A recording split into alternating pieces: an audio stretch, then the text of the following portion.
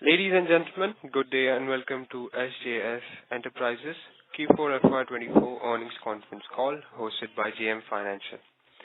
As a reminder, all participant lines will be in the listen-only mode and there will be an opportunity for you to ask questions after the presentation concludes.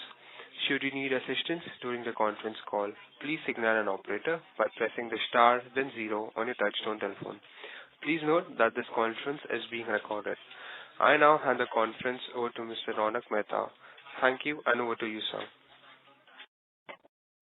Thanks, Steve. Good morning, everyone. On behalf of JM Financial Institutional Securities, I welcome you all to this 4Q FY'24 earnings call of S.J.S Enterprises. From the management team, we have with us today Mr. K.A. Joseph, Managing Director and Co-founder, Mr. Sanjay Thapar, CEO and Executive Director, Mr. Mahendra Naredi, Chief Financial Officer, and Ms. Devanshi Dhruva, Head Investor Relations. So, as we do always, we'll start the call with a brief opening remarks from the management, followed by Q&A session. So with that, over to you, Devanshi. Thank you. Thank you, Ronak.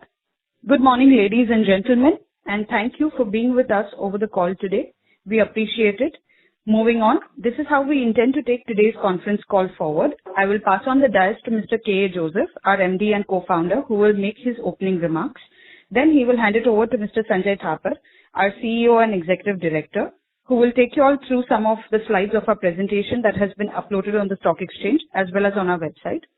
Sanjay will take you all through the industry view, our business performance, and also give a strategic outlook for the future growth of the company at the end. And Mr. Mahendra Naredi, our CFO, will update you all on our financial highlights, post which we will open it up for Q&A. Thank you once again, and I will now hand it over to Mr. Joseph to make his opening comments. Over to you, Mr. Joseph. Yeah, thank you, Devanshi, and hello and good morning, everyone. I trust you all had a chance to look at our investor presentation and the results published yesterday. While Sanjay and Mahendra will take you through the presentation later, I would like to quickly share some updates with you all. In FY'24, the overall business scenario in India has been robust, with the country being one of the fastest growing major economies, achieving a remarkable growth rate of 7.8%. While the global economy continued to face headwinds and geopolitical disturbances, high inflation and tighter monetary policies, we have had some impact on businesses. The domestic economic activity continues to expand at an accelerated rate, supported by increased consumer spending, strong domestic demand and consumption in our industry. During the year, we have completed the transformative acquisition of Walter-Pak India. The Walter-Pak acquisition has opened up a plethora of new opportunities for us. With this acquisition, we have penetrated deeper into the passenger vehicle segment and consumer segment as well, thereby further reducing our two-wheeler dependence. As a result, in FY'24, we saw a balanced contribution from passenger vehicle, two-wheeler and the consumer segment. Now, coming to some of the key updates.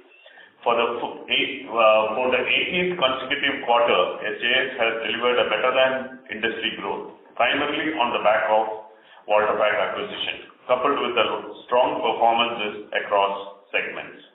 I am pleased to inform you all that in Q4 FY'24, Walter-Pak saw a strong recovery in its business as key OEM volumes picked up. EBITDA margins reached 25.5%, a significant increase from 20.4% in Q3 of FY'24.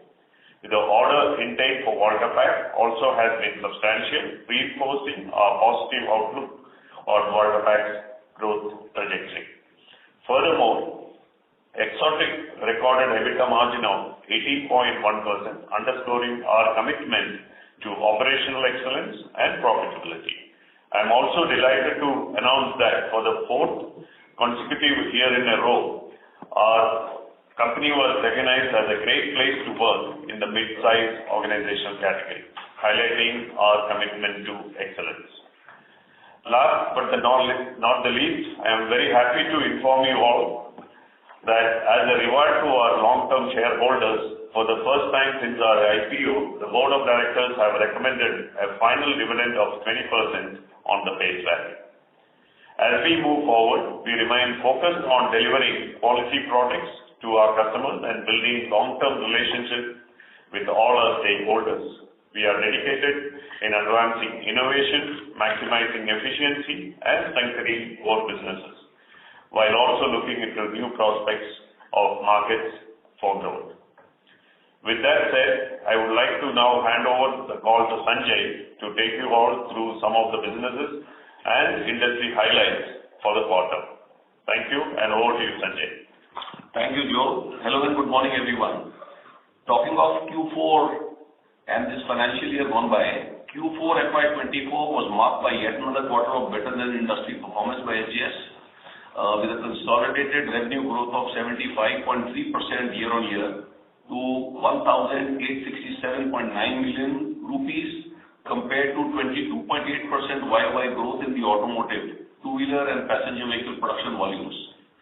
This growth is primarily attributed to the successful integration of Waterpack India, along with the enhanced performance of our businesses in the passenger vehicle segment, consumer business and exports. During the quarter, automotive business has grown well for us, both in the domestic markets at 75.6% YOY and export markets at 40.3% year-on-year. On back of robust margin performance delivery both by Waterpack and Exotec, I am delighted to share that the consolidated EBITDA margin for the quarter improved 70 basis points quarter-on-quarter and 147 basis points year-on-year to 26.2%. At the end of quarter 4 FY'24, the company generated strong cash flows of rupees 756.2 million rupees, and our overall cash and cash equivalents stood at rupees 520 billion. Our net debt reduced to actually rupees 163.5 billion on account of our very strong cash flow generation. In terms of production volumes, the two-wheeler industry grew by 26.4% year-on-year in Q4 of FY'24, with S.J.S's consolidated two-wheeler sales outpacing this growth at a growth rate of 44.3%. The passenger vehicles segment experienced even more significant growth, with a 105.3% increase over the same period, surpassing the industry's growth of 9.7%. This remarkable growth in two-wheeler sales was primarily due to new business acquisitions, while the growth in the PV sector was largely attributed to a recent acquisition of Waterpack India, which has expanded our PV business within the automotive segment. Overall, S.J.S in Q4 FY'24 consolidated automotive sales saw a substantial year-on-year increase of 73.5%, with organic growth from S.J.S and Exotec's automotive business at 35.3%, again higher than the industry growth rate of 22.8% during the quarter. Simultaneously for FY'24, automotive industry, two-wheeler and passenger vehicle grew by 9.7% year-on-year, while S.J.S consolidated automotive revenue grew by 38.3% year-on-year, demonstrating around 4x industry growth rate, and organic growth was at 19.7% year-on-year. I am extremely delighted to announce that for the full year FY'24, S.J.S has achieved its stated guidance of 45% revenue growth and has exceeded its 30% plus PAT growth, excluding amortization expenses. Revenues at 6,278 million grew 45% year-on-year, primarily on back of Waterpack acquisition and the strong performance across all business segments. EBITDA grew 36.9% year-on-year to 1,599 million, and with an EBITDA margin of 25.2%. And our PAT grew 26.9% year-on-year to rupees 853.7 million, with a PAT margin of 13.6%. Our PAT, excluding amortization expenses, grew 37.1% to rupees 921.8 million, with a PAT margin of 14.7%. The growth prospects in the PV segment are promising, especially post the Waterpack acquisition. Waterpack is India is proficient in IMD, IMF and IMD advanced technologies, generating almost two-thirds of its revenue from passenger vehicle segment. Our strategy to diversify across various product categories and multiple industry segments, coupled with our very strong, broad customer base, has effectively helped us mitigate the impact of industry slowdowns in specific areas and regions during the year. On the exports front, we have seen significant growth of 57.2% year-on-year during the quarter. Overall, for FY'24, we saw robust growth of 51.1% in exports to rupees 483 million. The increase in export revenue this quarter is primarily attributed to the gradual recovery of revenues from North America and Europe. Our export initiatives are progressing steadily. Additionally, we have appointed a sales agent in South Korea to further enhance our presence in the East Asia region. We continue to expand the share of wallet by winning new businesses from key customers like Mahindra, Tata, Skoda, Stellantis, Geberit, Whirlpool, Honda Motorcycles, TVS, among many others.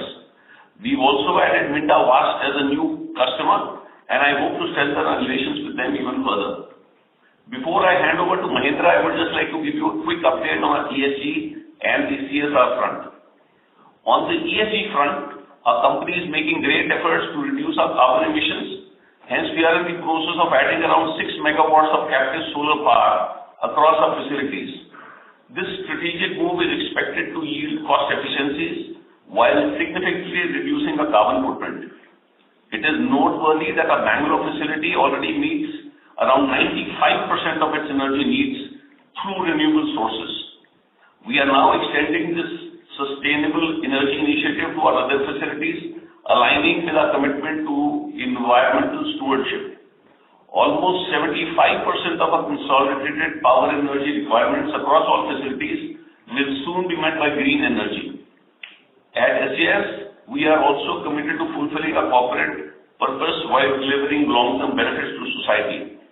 With regard to our environmental, social and governance metrics as essential for assessing our success, our ESG principles are formally integrated into our board's governance framework, guiding our organization towards sustainable growth and protecting stakeholder interests. Through our corporate social responsibility programs, we strive to contribute positively to the societal well-being. Furthermore, our ongoing efforts in diversity, equity and inclusion have achieved substantial progress in enhancing our organizational culture. It is satisfying to note that all our contributions for CSR activities throughout the year are helping improve lives of thousands of people and the environment in a positive manner. I would now like to hand over the call to Mahindra, our CFO, to update you all on the S.J.S financial performance before I come back to talk on our future growth outlook. Over to you, Mahindra. Thank you, Mr. Thapar. Good morning, everyone. Let's delve into the financial snapshot. Slide 12 to 15 providing concise overview with slide 14 focusing on the organic performance of S.J.S and Exotec, and slide 15 presenting the consolidated pictures including Waterpack India. In Q4, our consolidated revenue reached rupees 1,867.9 million, showcasing growth of 75.3% year-on-year. This robust performance is attributed to the inclusion of Waterpack India addition and strong contribution from passenger vehicle, consumer segment and export business. Organically, our revenue grew by an impressive 35.9% on YOY basis, much higher than the industry growth.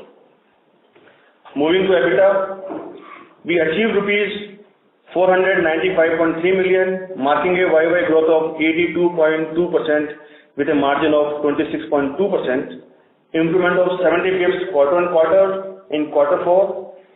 EBITDA margins was mainly driven by Waterpack India's significant jump from 20.4% in quarter 3 FY'24 to 25.5% EBITDA margin in quarter 4 FY'24.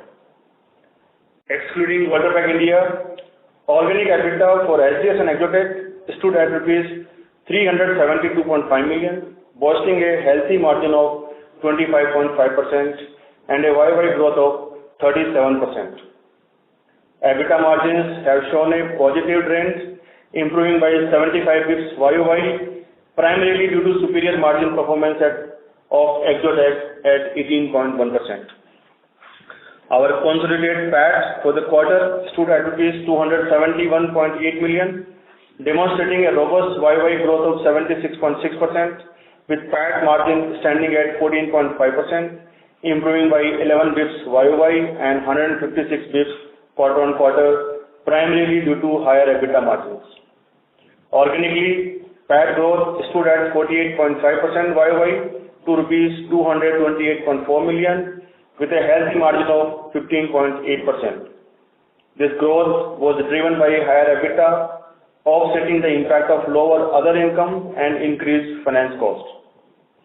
Our full year FY'24 performance has already been mentioned by Mr. Thapar, that we are extremely happy to inform you that we have achieved our guidance of 45% of revenue growth and 30% of PAT growth, excluding amortization expenses on the intangibles. Our consolidated ROCE during the quarter stand at 20.4% and ROE, return on equity, at 15.2%. ROCE was lower due to Voltas India acquisition, and this will improve gradually over a period of time and with better utilization of investment over next 1 to 2 years. At the end of FY'24, the company achieved robust free cash flow of rupees 756.2 million, and our cash and cash equivalent reached rupees 520 million. During the quarter, S.J.S for the first time had raised the long-term debt, and our net debt increased to rupees 683.4 million due to Voltas India acquisition. However, as promised you to all, that significant portion of the debt will be repaid or adjusted by the cash by the end of FY'24. So now our net debt level stands at rupees 163.5 million, reflecting our strong cash flow performance. The existing debt levels are mainly for working capital requirements. With the acquisition of Voltas India, we are becoming more future ready as our new generation products contribution increased to 25.2% of our consolidated revenue during FY'24 from 9.4% in FY'23. Voltas India acquisition has effectively balanced our portfolio across two-wheeler, passenger vehicle and the consumer segment in the right manner. During FY'24, export recovered in a strong manner and witnessed growth of 51.1% YOY basis to rupees 483 million. FY'24 exports constitute 7.7% of total consolidated sales. Both Exotec and Voltas are primarily domestic business, and hence export as a percentage of consolidated sales is at 7.7%, while export are 12.7% of S.J.S standalone sales. I would now like to hand back the call to Mr. Thapar to discuss about our future plans and growth outlook. Thank you, Mahendra. Moving to our outlook for future growth. In FY'24, our company has significantly outperformed the industry growth rate thanks to our strategic initiatives. We are set to continue this trend, growing at least 1.5 times faster than the underlying industry growth. We already have visibility of over 85% of our FY'25 order book in hand. This success is driven by a broad market reach, diverse product lines, and very strong partnerships. Our strategic acquisitions have increased our current content per vehicle in passenger vehicle segment over 10-fold in the past 2 to 3 years, establishing us as a key supplier to the four-wheeler segment. In FY'24, we have delivered on our commitments, driving substantial growth. We remain focused on enhancing product aesthetics, expanding globally, and maintaining a strong margin profile, solidifying our market leadership. We have been continuously defining and delivering on our growth strategies, and this is reflected in our robust financial performance. We are optimistic and extremely confident that we are moving ahead in the right direction. With a formidable array of products in our arsenal and diversified customer base, we will consistently keep outperforming the industry. With that said, I come to the end of my quarterly updates. Thank you, and now we are open to questions, if any. Thank you very much. We will now begin the question and answer session. Anyone who wishes to ask a question may press star and one on their touchtone telephone. If you wish to remove yourself from the question queue, you may press star and two. Participants are requested to use handset while asking a question. Ladies and gentlemen, we will wait for a moment while the question queue assembles.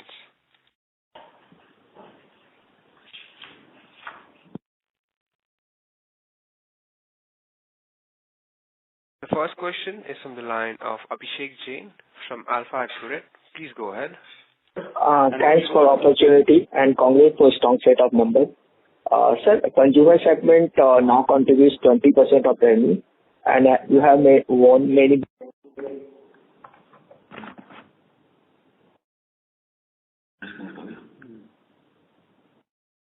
Sorry to interrupt. The current participant has been disconnected. The next question is from the line of Amit Hiranandani. Please go ahead. Many congratulations to the S.J.S team for a strong set of numbers. Sir, my first question is basically, if you can please help me with the Exotec and WPS FY'24 revenue EBITDA PAT number and the total capex for FY'25 and 26, including all the expansion related capex for WP and Exotec, please. Thanks, Amit. We already have disclosed our organic sales. Particularly, you asked about Exotec. For the quarter, Exotec is 44 crore rupees. We have a revenue, and for Voltapack, we have 48.5 crore rupees turnover.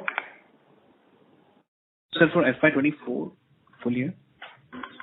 Full year basis, for Exotec, we have achieved 156 crore rupees, and Voltapack full year, because Voltapack is only for consolidation for 9 months. So full year basis, for 9 month basis, 119 crore rupees.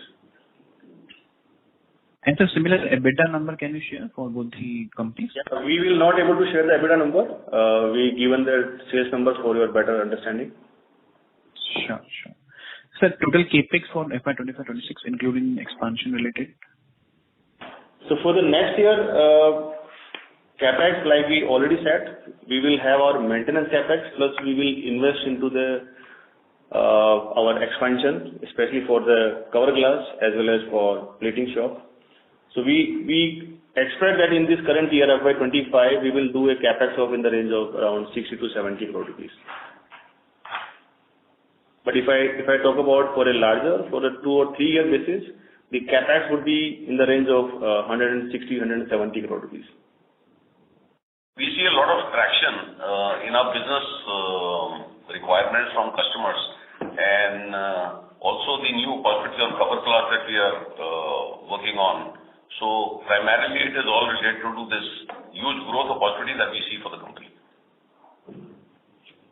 And sir, for the FY'25 70 crore capex, can you break it down, please? Like where we are going to spend it on Exotec and WPI? Broadly, you can say maintenance capex in the range of 20 crore rupees, and the rest will be for expansion. Okay. And sir, my second question is on the cover glass side. So if you can help us understanding more about the cover glass, what is the industry size or opportunity, how much it's presently getting imported, what steps we are taking to increase the production, target customers, and how much revenues possibly we can achieve annually for this cover glass. So as we've said in our earlier calls, so this is a progressive adoption of the integrated display screen in cars. So as we've said earlier, this is going to be,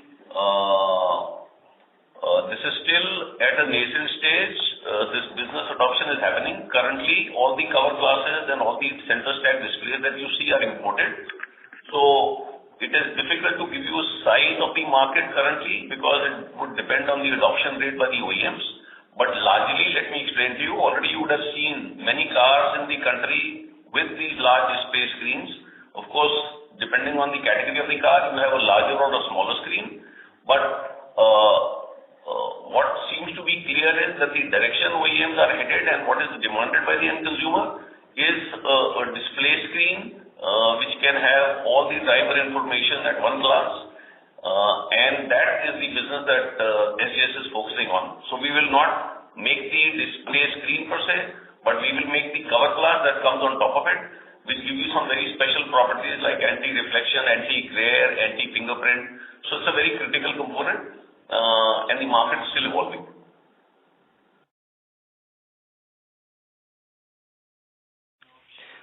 Hello, Mr. Amit. Does that answer your question? Yes. So just last one question. Is there any further surprise possible in the exotics margin for the coming 1 to 2 years?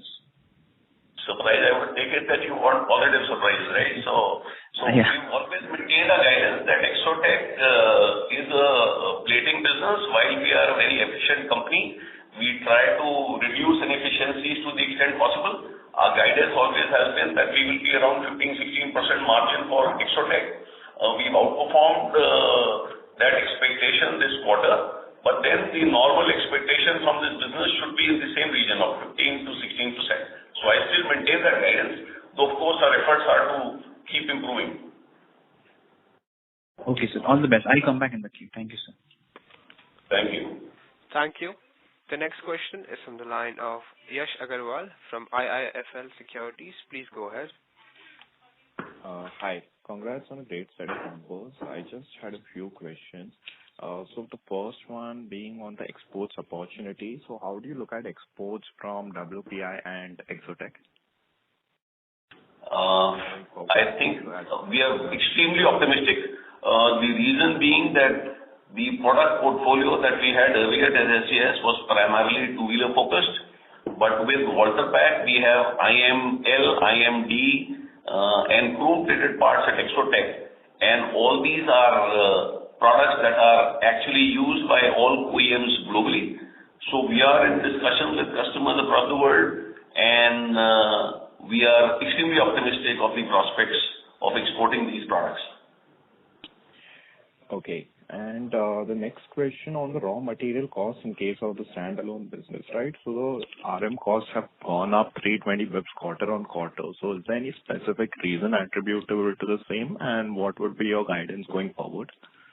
Not really. So fundamentally, quarter on quarter, depending on the product mix, the RMC would change a little bit here and there, but nothing very significant. And specifically in this quarter, we made a provision for some slow-moving stock that we have, because we make a large amount of variance in the company, so close to about 7,000 SKUs, and the customer demand sometimes changes.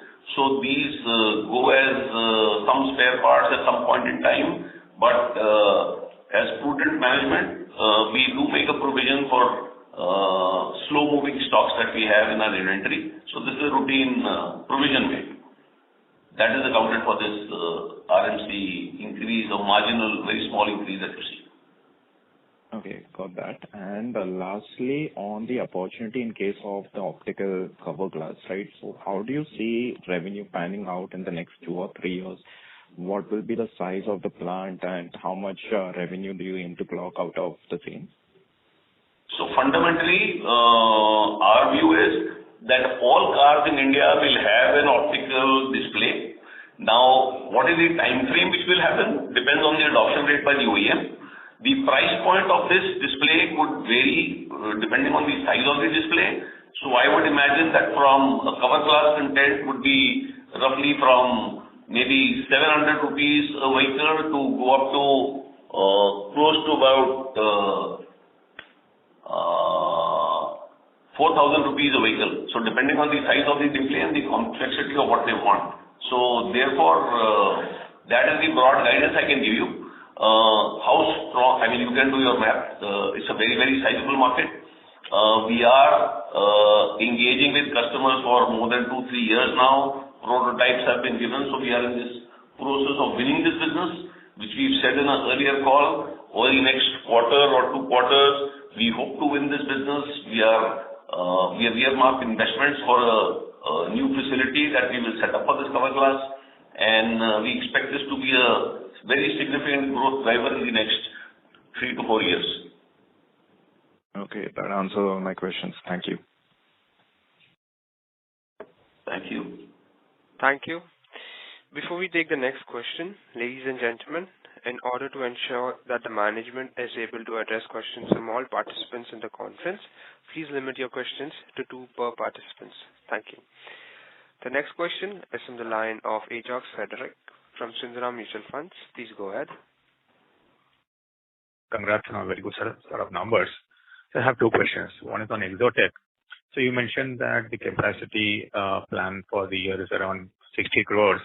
But during our earlier interactions, we mentioned that Exotech's capacity needs to be improved, and current capacity will run for about 200 crores of revenue. So when are we planning on a decent expansion in that space? That's point number 1. And point number 2, since we are guiding for a 15 to 16% kind of margins, what exactly is sustaining this 18.5% or 18% plus margins for 3Q and 4Q? Those are the 2 questions on Exotech. I have one more on the standalone business. So Exotech, as we said, we see good traction. We see a large export market. As I said, this was a business that we acquired 3 years ago. We've increased revenues. We doubled in revenues. We increased EBITDA margins. So we've done everything that we could. We have a legacy set of customers that we need to serve, which we are serving. And what I've said is what will drive EBITDA margins moving forward is going to be the export market of the new customers that we acquire, which will benchmark selling prices to what exists in the export markets. The realization in export markets for chrome plating parts is much higher. So till the time that becomes a reality and a significant part of my Exotech sales, I am a little shy to give you a guidance beyond 15-16%. Now, as a manufacturing-focused company, we focus on lean. We constantly focus on driving down waste and muda from our businesses operations. So operational efficiency focus is what has driven margins in the last quarter. There's nothing, no secret sauce to it. We've just worked hard to make sure that we reduce rejection, we increase throughput, and we optimize the utilization of existing capacity that we have. So that's what we've done, and which we will continue to do across all our businesses. We are very closely focused on profitability, and we monitor it very, very carefully. I'm sorry, there was another question saying when will capacity at Exotech come on stream? Is that the question? Yeah. So will this be enough for the capacity expansion, the 60-70 crores for the year for Exotech? Yes. So we have, 2 years ago, we acquired a piece of land where we said that we are going to expand capacity for Exotech because we saw very bright future and demand from customers. But after the acquisition of Waterpack, we announced to the market that we are going to club the requirements of both these companies and do frugal investments. So that is what we are doing. Creatively, we've unlocked capacity by better capacity utilization, and then we have also mopped up or entered into partnerships with some plating companies nearby to our plant, where we have utilized their spare capacity. So we have the marketing strength and the wherewithal.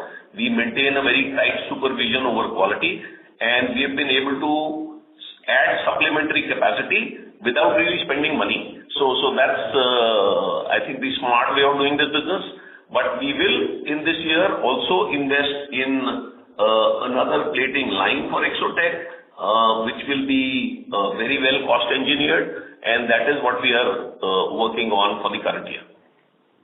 Got it, sir. That's helpful. The other question I had is on S.J.S standalone margins.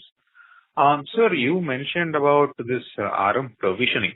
And if I go back, in 4Q FY'23 also, we had a lower margin. So is there a seasonal 4Q phenomena where we try to write off some of the products where we are not seeing good movement, and then we see a bounce back in the subsequent years? Should that be the case, or how should we read that margin dip and going forward? So, Frederick, that is not something usual. It is depending on the facelift by the customers, and yes, in Q4, the two-wheeler customers had a facelift, and henceforth we have created this provision. So it's not as usual. It's not something that belongs to the Q4. It's depending on the strategy of the customer.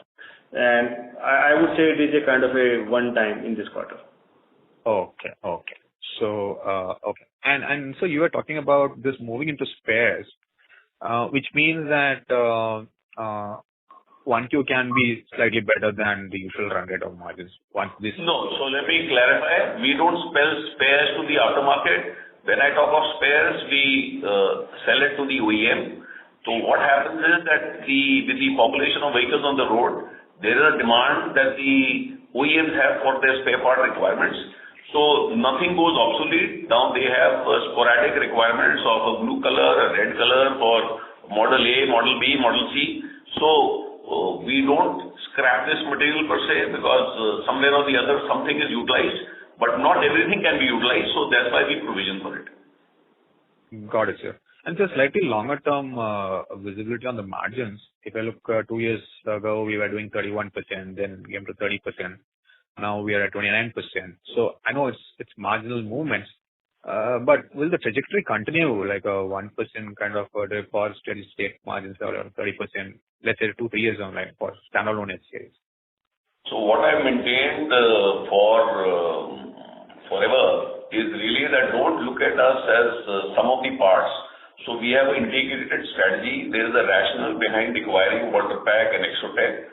There are some products and some processes that are fungible. We can offer a customer product A, product B. So depending on the competition intensity, depending on the price point or expectation of the customer, we offer one or the other. So I know that you analysts would like to analyze it slice by slice, but think of it obviously as a larger company. So on a larger perspective, what I've said is we continue to drive growth, outperforming the market, and maintain an EBITDA margin of close to 25%. So that is what I have stated on many occasions, and we are absolutely on track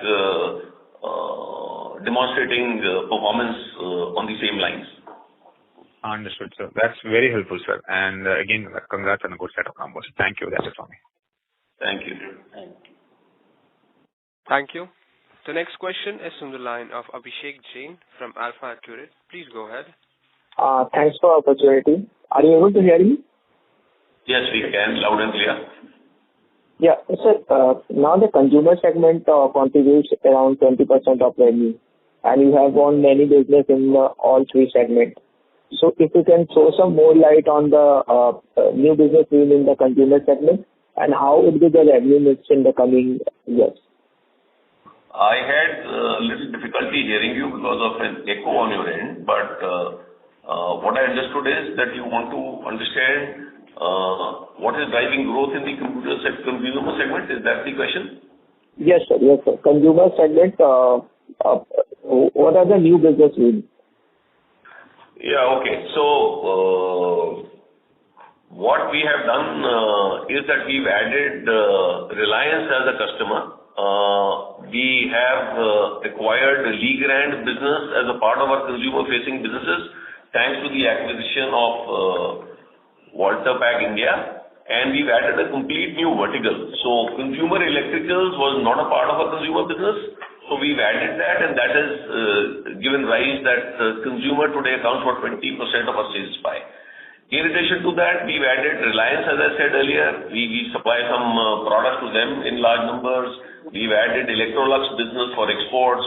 We are doing Atomberg, new business. So many new business wins for the consumer segment this year. And the current revenue mix is around 20%.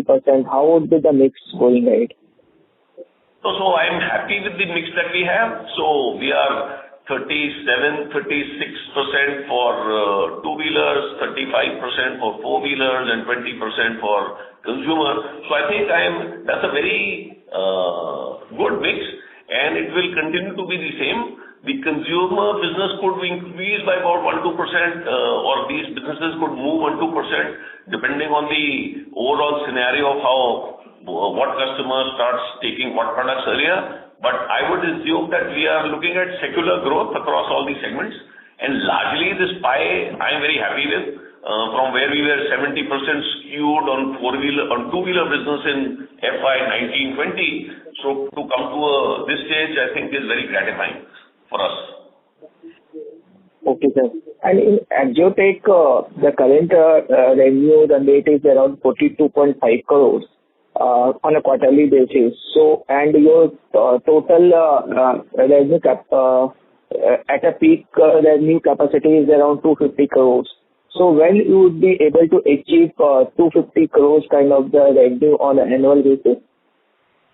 No, so we are growing very strongly. As I said, we have debottlenecked that plant by doing some partnering with some companies. We are going to invest in a new line. So I would imagine that this will come sooner or later. We don't really chase targets. So it is the customers who are after us to give them products.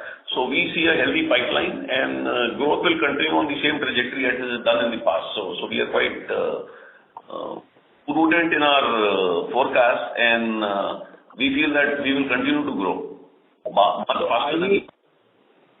So are we able to achieve a run rate of 50 crores on a quarterly basis in a near term? No, you are talking in terms of capacity or in terms of order book? Revenue. So revenue is a function of what new models get launched. So we are forever discussing and adding new businesses. So we will certainly reach that target. When will depend on how does the market pan out.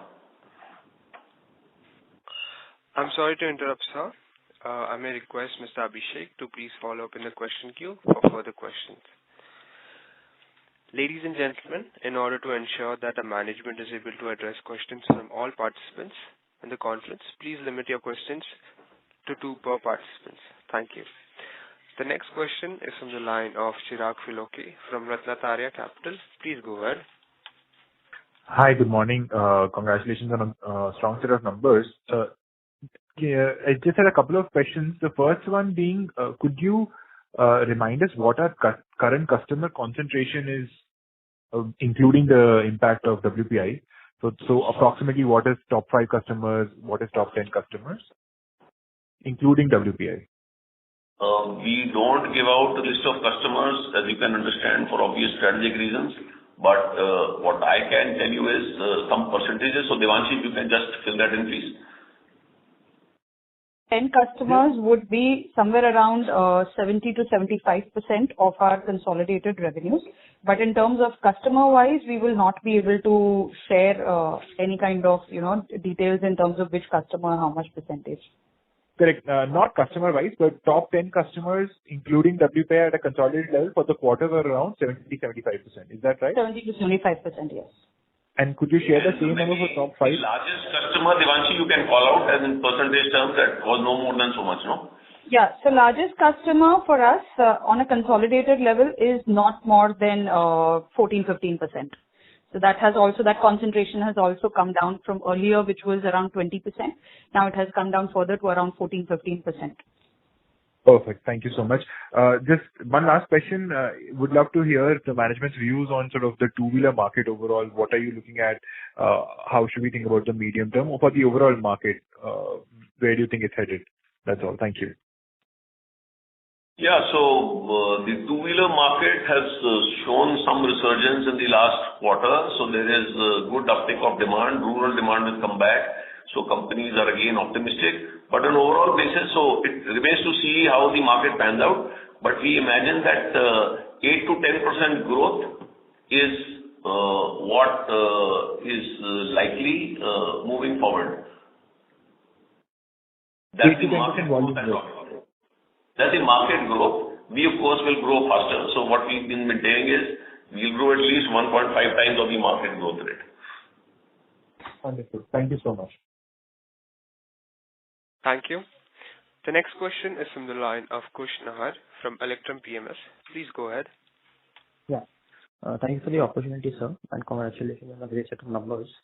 So my first question was, apart from this industry growth that we're expecting, can you elaborate on which segments or which products would give us the extra leg of growth in the coming 2 to 3 years? And my second question was on the competition, looking at the attractiveness of the industry.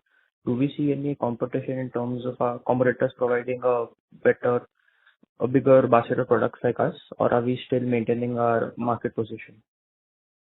So our market position, as I've maintained, is extremely unique. So there's no company in India or no companies overseas also for that market who has all these technologies and products that we have under one roof. And we are a design to delivery company, so that maintains what it is. The second part of the question was, where will growth come from in the next 3 to 4 years? So the point is, we will grow our cover glass business. That is expected to be a very significant part of the increased sales that we will do. The new technologies that we've got at Waterpack, IML, wheel caps, logos, 2D, emblems. So all those are new products which have, and these products have large export potential as well. So we are exploring that business. Exotech, both the painting business and the chrome plating business, we see a very, very strong demand. This is all in addition to whatever we currently do at S.J.S. So as I said earlier, we see demand growing in all areas and all segments of our business. But I called out these products because they are new technology products where we have a pole position, and we hope that they will grow strongly. But then this is a function of what is the offtake by the customers, what is the adoption rate, but then that's normal business for us. So we have a very strong portfolio of products and technologies which can give us very strong growth in the coming 3 to 4 years. Okay, sir. Thank you. Thank you. The next question is from the line of Rohan Advant from Prat Capital. Please go ahead. Yeah, so thanks for the opportunity and congratulations for a very good set of numbers. So my first question is on Waterpack. Waterpack in the first 3 quarters used to average around 35 crores of revenue ballpark, and in the fourth quarter we are at 48.5. So I just wanted to understand that, based on the order book that you have, is this run rate sustainable, or was there some bunching up of orders that happened, maybe some launches, and that has, stepped up the WPI quarterly numbers? That's the first question.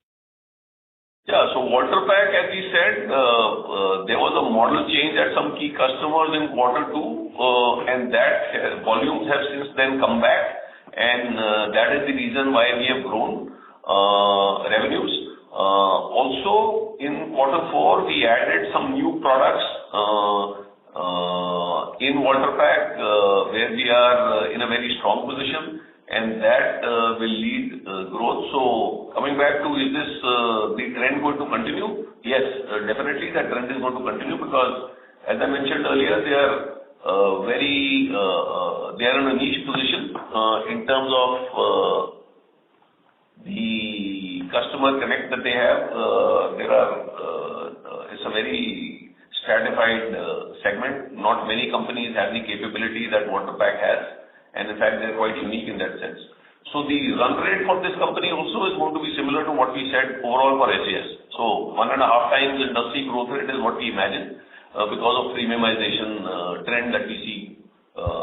More and more vehicles use more and more premium products rather than standard products that they would use for aesthetics. Got it, sir. And secondly, if you look at the EBITDA margins for WPI, while we've seen a very good pickup and they are now at upwards of 25%, WPI before acquisition had even higher margins, 28, 29%. So can we reach there, sooner or later, or this is the new normal around 25? What I've said earlier is that, look, I think we have a very strong track record in terms of delivering EBITDA margins. I said that for S.J.S. and I am saying that for Waterpack. So I'm happy with this 25-26% sort of margin. What I'm focusing now more on is growth of that business. So we want to unlock and do something similar to what we did after the acquisition of Exotech. So the idea really is where we very rapidly scaled up the business. So this is exactly what we are wanting to do at Waterpack. And here the advantage is that we have products that we didn't have too much competition. So we are quite focused on growth for the moment. Margins will take care of themselves. Got it. So on a consolidated basis, we should look at strong revenue growth and EBITDA margins around the 25%-26%. Is that the right takeaway? Yes, that's the right thing. Okay. Thank you, sir, and all the very best for the next year. Thank you. Thank you. The next question is from the line of Pradyumna Chaudhary from JM Financial. Please go ahead. Yeah, hi sir. Congratulations on a great set of numbers. My first question is with regards to the cover glass, the new technology you've been talking about. So could you give us some, maybe I missed it, but can you give some idea regarding when are we expecting, like what stage are we in terms of whether we are getting RFQs and all, and when can we expect these to turn into orders for the company? And second would be on the Volta Pack side, like previously I think we were still dealing with some cases of rejection and also has that business stabilized fully now? Yeah, like these two questions. Regarding the cover glass, so just to underscore, it's a very, very complicated product. It has its own timeline in terms of validation, proving, audits and multiple audits.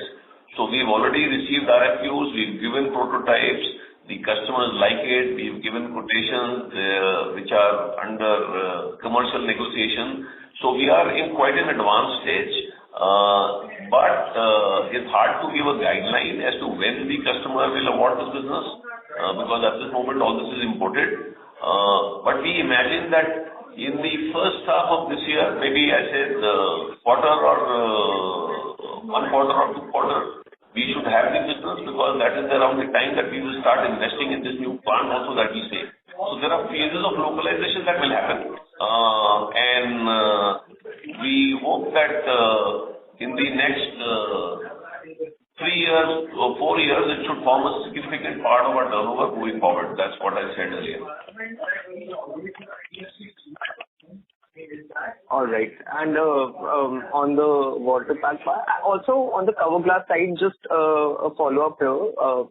What could be like a very brief top-down sense of what could be the possible realization in this and the kind of margins we can hope for? And then that Volta Pack question, whether the business has fully stabilized or are we still seeing some sort of ups and downs there? Okay, so for the cover glass business, it is of course going to be a new business for us, new technology, but this is the first time an Indian company will start doing this.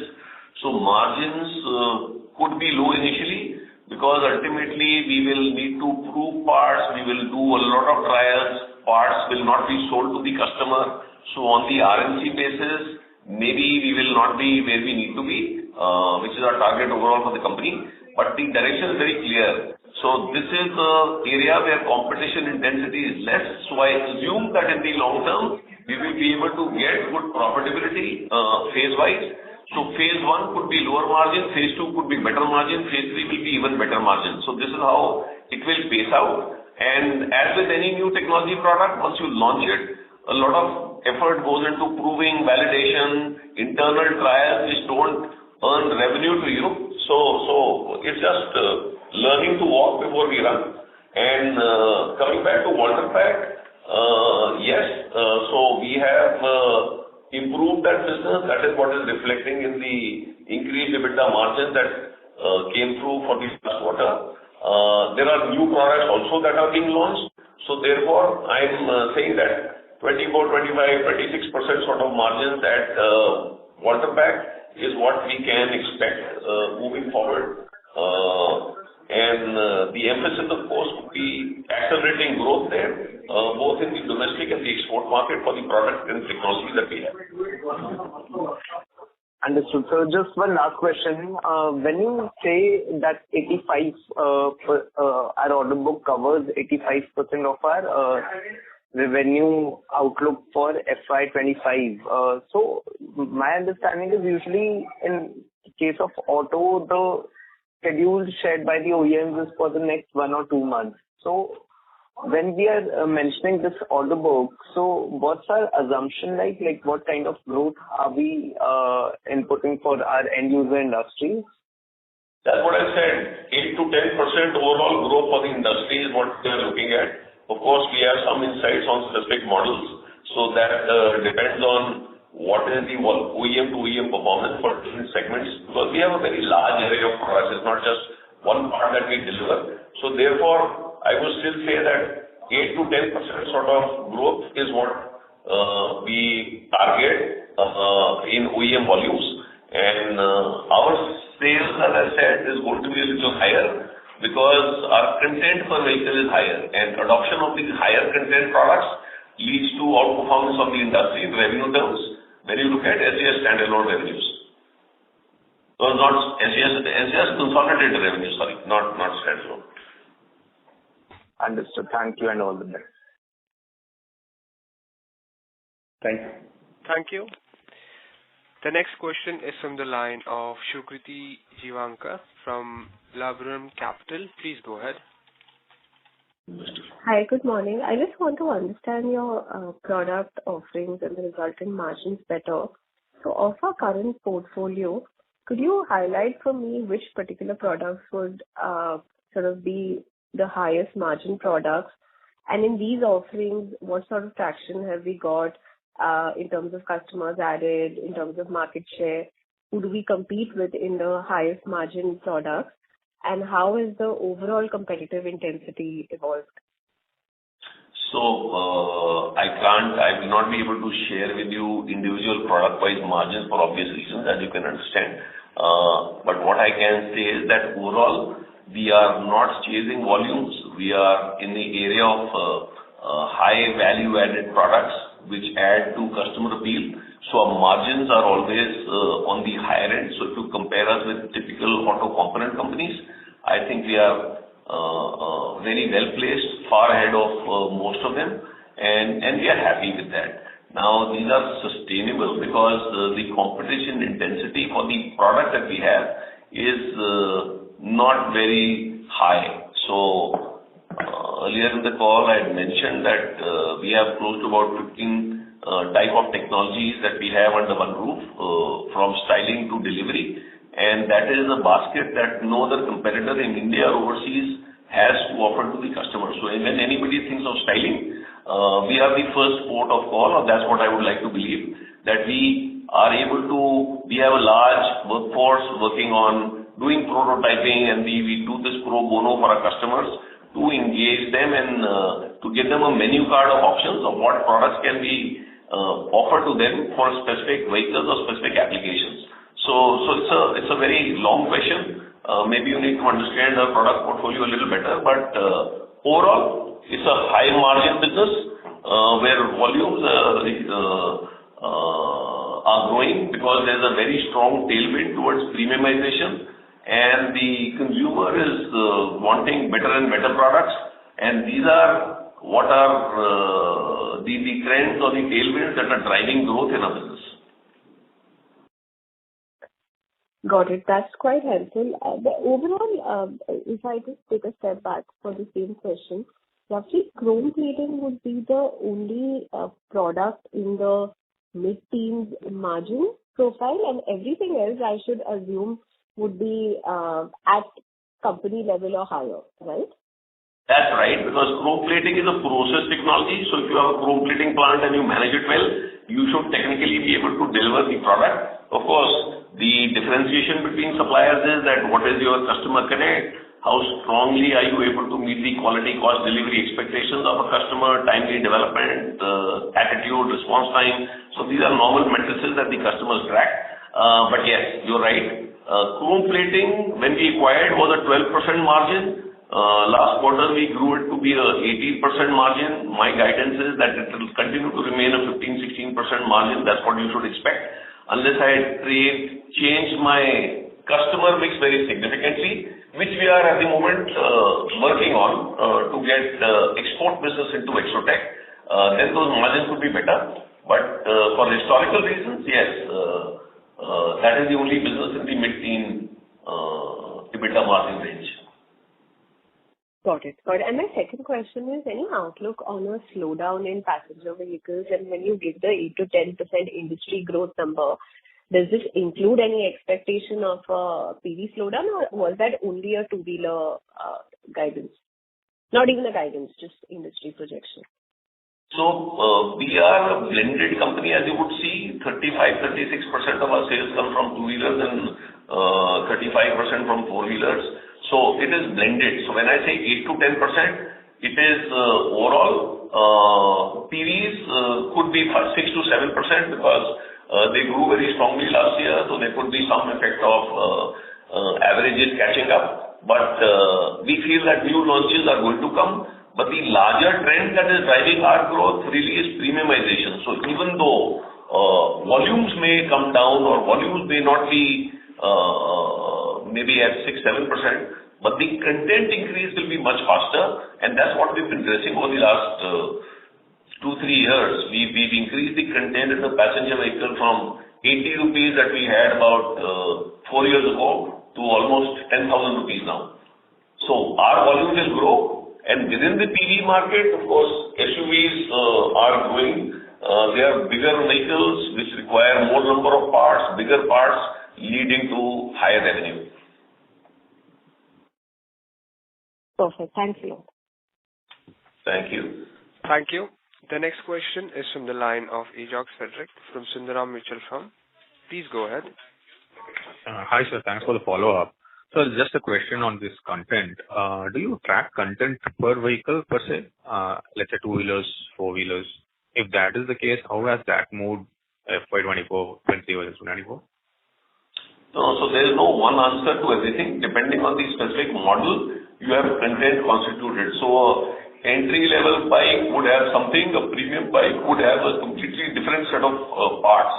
So with competition hotting up in the high-end segment, you have Triumph, you have Harley-Davidson, and you have all these other vehicles which are now... So for us, when competition intensity increases in each segment, companies come to us to look at how to differentiate. And that's good news for us, and that's good business for us. But we don't supply all products to all models or all OEMs, so therefore it's difficult to say, overall answer your question to say how is the content increasing. It depends on vehicle to vehicle and OEM to OEM. Got it, sir. That's it for me. Thanks. Thank you. Ladies and gentlemen, that was the last question for today's conference call. I now hand the conference over to the management for closing comments. Hello. Yes. Thank you everyone for joining us over this call. And due to time constraint, if anybody's questions have been unanswered, we are happy to answer it. You can reach out to us over email or call, and we'll be happy to answer that. Thank you everyone. On behalf of GM Financial, that concludes this conference. Thank you for joining us, and you may now disconnect your lines. Thank you.